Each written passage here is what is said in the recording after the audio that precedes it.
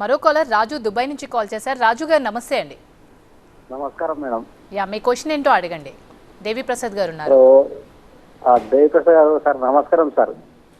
మీరు సార్ మీ ప్రొఫైల్ ఏమన్నా లెక్చరరా సార్ లేక మీరు రాజకీయ నాయకుడు తెలియదు సార్. నాకైతే నేను ఒక లేబర్ను దుబాయ్లా సార్. స్టేట్కి వచ్చాను. తెలంగాణ వచ్చినాక విద్య వైద్యం సార్ రెండు అడుగంటినాయి సార్. తెలంగాణ వచ్చినాక తర్వాత మాలాంటి లేబర్ పిల్లలు అక్కడ చదవాలంటే చాలా కష్టం ఉంది. ఇప్పుడైనా మీరు ఆ కవిత లిక్కర్స్ కార్డు వదిలిపెట్టి పక్కకు విద్య వైద్యం మీద కొంచెం కాంగ్రెస్ గవర్నమెంట్ కొట్లాడితే మాలాంటి లేబర్ బతుకులను దుబాయ్లో సార్ బాగుపడతాం. మా పిల్లలు చదువు బాగుపడతారు సార్.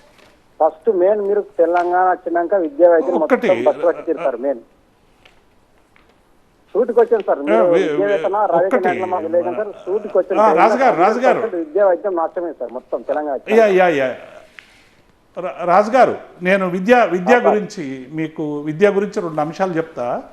ఇలా తెలంగాణలో ఉన్నటువంటి అనేక మంది పేద పిల్లలకి అంటే ప్రభుత్వమే ఇలా వారికి పూర్తిగా సహకరించే విధంగా గతంలో ఎన్నడూ కూడా విద్యా సంస్థలు చాలా తక్కువగా ఉండే మీకు గురుకుల పాఠశాలలు. దాదాపుగా 1022 గురుకుల పాఠశాలలు బీసీ ఎస్సీ మైనార్టీ వర్గాలకు సంబంధించి దాదాపు 6 లక్షల మంది పైగా విద్యార్థులకి అవసరమైనటువంటి విద్యను అందిస్తున్నటువంటి రాష్ట్రం తెలంగాణ. అట్లాగే 1005 రెసిడెన్షియల్ జూనియర్ కాలేజీలు కూడా మేము ఏర్పాటు చేసినటువంటి విషయాన్ని ఈ సందర్భంగా గుర్తు చేస్తూ ఉన్నాం. గతంలో తెలంగాణ రాకముందు రంగారెడ్డి జిల్లాలో ఒక్క డిగ్రీ కాలేజ్ కావాలంటే తీవ్రమైనటువంటి ఉద్యమం చేసినటువంటి విషయం మీ అందరికీ తెలుసు. కానీ ఇవాళ 85 గురుకులాల డిగ్రీ కాలేజీలు పెట్టినటువంటి రాష్ట్రం తెలంగాణ రాష్ట్రం. ఇట్లా మనం చెప్పుకుంటూ పోతే నేను మొదలే చెప్పినట్టు ఇంకా విద్య మీద దృష్టి పెట్టాల్సినటువంటి అవసరం ఉంది.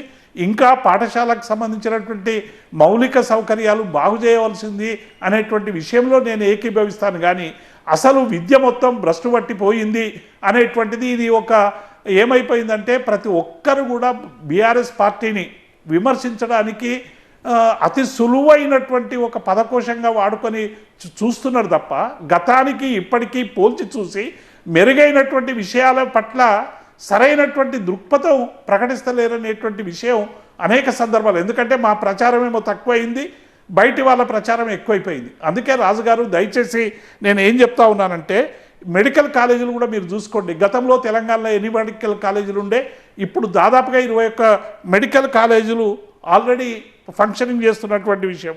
అట్లాగే విద్యాలయాలకు సంబంధించి టీ షాట్ ఏర్పాటు కావచ్చు, లేకుంటే మధ్యాహ్నం పూట అల్పాహార పథకం కావచ్చు. ఇవన్నీ కూడా అంటే పేద విద్యార్థుల కోసం గత ప్రభుత్వం చేయాల్సినంత చేసింది. ఇంకా డెఫినెట్గా చేయాల్సి ఉండే ఆ చేయడానికి మాకు శక్తినంతా కూడా దారపోసే విధంగా మేమైతే గతంలో పనిచేసాం. భవిష్యత్తులో కూడా మళ్ళీ ప్రజలు ఆశీర్వదిస్తే ఆ పనికి పూనుకుంటామనేటువంటి విషయాన్ని నేను ఈ సందర్భంగా గుర్తు చేస్తూ ఉన్నాను.